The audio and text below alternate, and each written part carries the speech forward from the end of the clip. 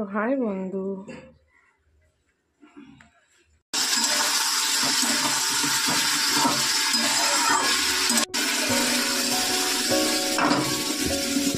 ফুটিয়ে নিচ্ছে, তার সাথে গরম মশলাটা দিয়ে দিলাম। তেল গরম হয়ে গেছে, একটু সাদা জিরে ফোড়ন দিয়ে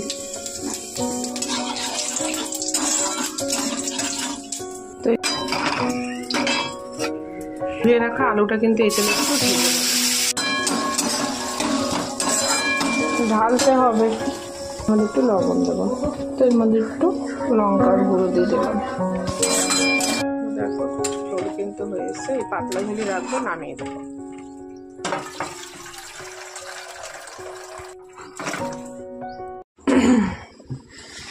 তাই বন্ধু, গুড মর্নিং। এখন বাজে 11:38। তো আজ বৃহস্পতিবার, চলে এসেছি রান্নাঘরে।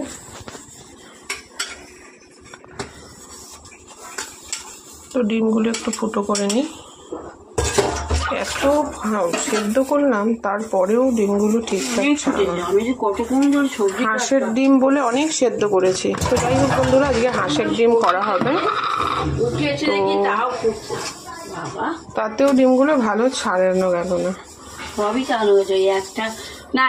হাঁসের ডিমটা একটু এগুলো তো তোমরা জানো, পুতলি ভাজা, রুটি দিয়ে খাওয়ার জন্য। আর এই ডিম হবে, ডিম করার পর গ্যাসটা মুছে একটা নিরামিষ তরকারি করবো। তো বন্ধু, তেল গরম হয়ে গেছে, এবারে ডিমগুলো ভেজে নিই।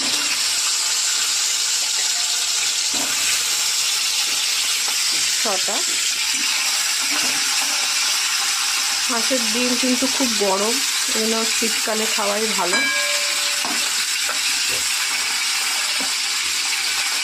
যাই হোক,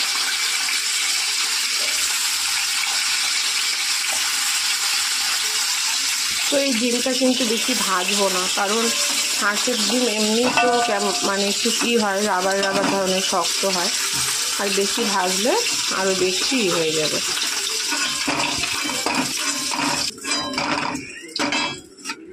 ধুয়ে রাখা আলুটা কিন্তু এই তেলে একটু ভেজে নেবে।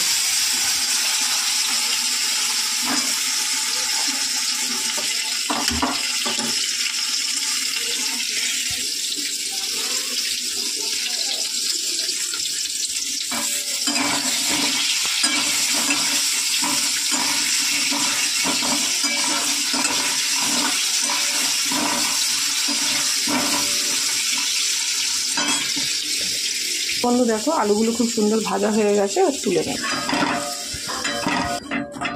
তো কড়াতে একটু তেল দিয়ে দিই। পুরো তেল গরম হয়ে গেছে, একটু সাদা জিরে ফোড়ন দিয়ে দিই। তো এবার কিন্তু পেঁয়াজ কুচিটা দিয়ে দেবো।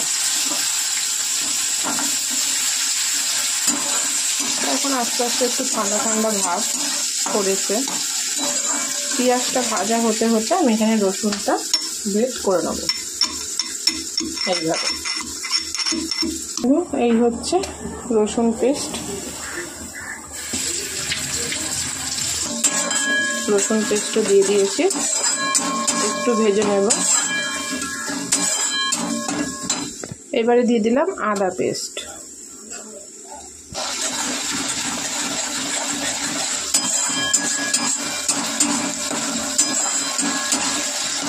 এটার মধ্যে একটু জিরের গুঁড়ো নিয়ে নেব, আর নেব হলুদ। ওই রিপোর্ট দিয়ে গেছে, খালি পেটে 210 আর খাওয়ার পরে হচ্ছে 270। তো দেখো, তো বন্ধু টমেটোটা দিয়ে দিলাম।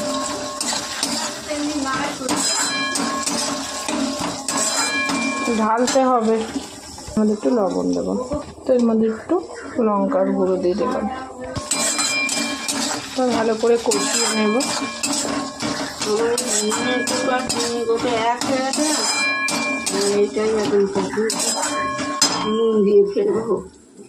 এক হলে তাতে কি হয়েছে? এবার হট করে তো হয়তো ওপরে চিনি থাকে সবসময়, নুন নিচে থাকে। নুন তো নিচে থাকে, আমিও জানি। হ্যাঁ, তাহলে ব্যাস ব্যাস ছেড়ে দেওয়ার না। তো সামান্য হয়ে গেছে, আর একটু দিয়ে দেবো। আর ডিমটা বসিয়ে কাছাকাছি আছে, কাচতে দেবো।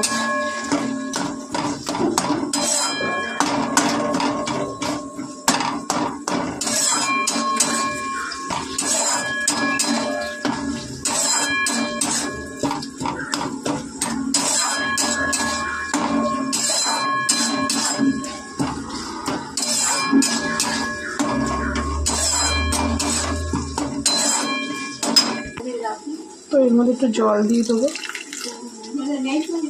এই মশলার পেস্টটা দিয়ে দেবো।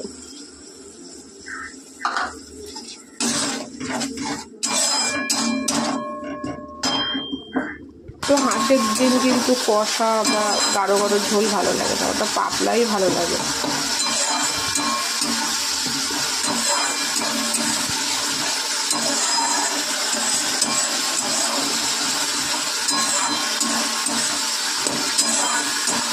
যাই হোক, দেখতেই পাচ্ছ কি সুন্দর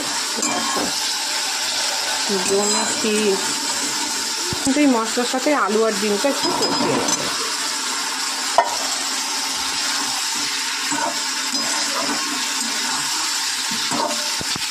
সুন্দর লাগছে।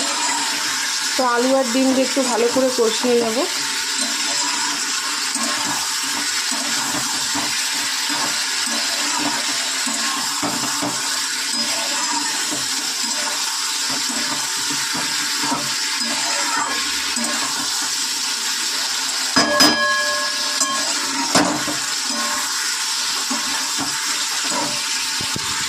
সুন্দর করে কষা হোক।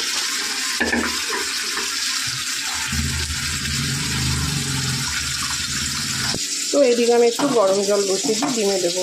আমি গরম জলটাই ফেভার করি, কিন্তু কখনো কখনো হয় না। কিন্তু শীত পড়ে গেছে, গরম জল দিলে একটা কাঁচা পাঞ্চে ভাবটা হয় না। তো দেখতেই পাচ্ছ সময় কিন্তু সুন্দর করে তরকারি কষালে টেস্ট ভালো হয়, কষানোর ওপরেই কিন্তু টেস্ট বাড়ে।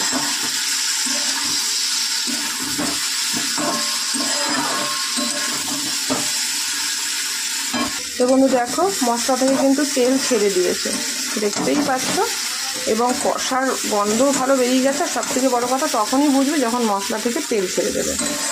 তো এর মধ্যে কিন্তু আমি গরম জল দিয়ে দেবো। জলও গরম হয়ে গেছে, গরম জলটা দিয়ে দেবো।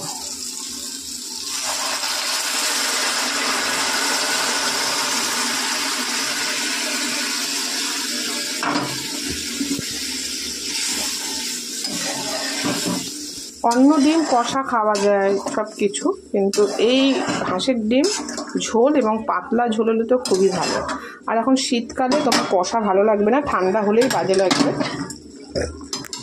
ঝোল করতে হবে যাতে খাওয়ার সময় গরম করা যায়। দেখো গরম জল দিয়েছি বলে কিন্তু সাথে সাথে তরকারি ফোটা শুরু হয়ে গেছে, দেখতেই পাচ্ছ। এটা গরম জল দিয়েছি বলেই কিন্তু সম্ভব, ঠান্ডা জল দিলে এখনো ফুটতো না।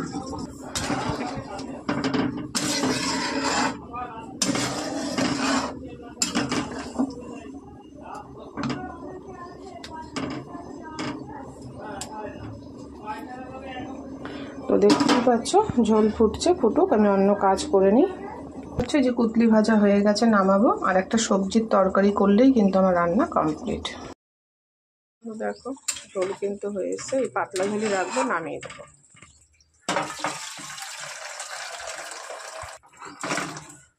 একটু ফুটিয়ে নিচ্ছে, তার সাথে গরম মশলাটা দিয়ে দিলাম।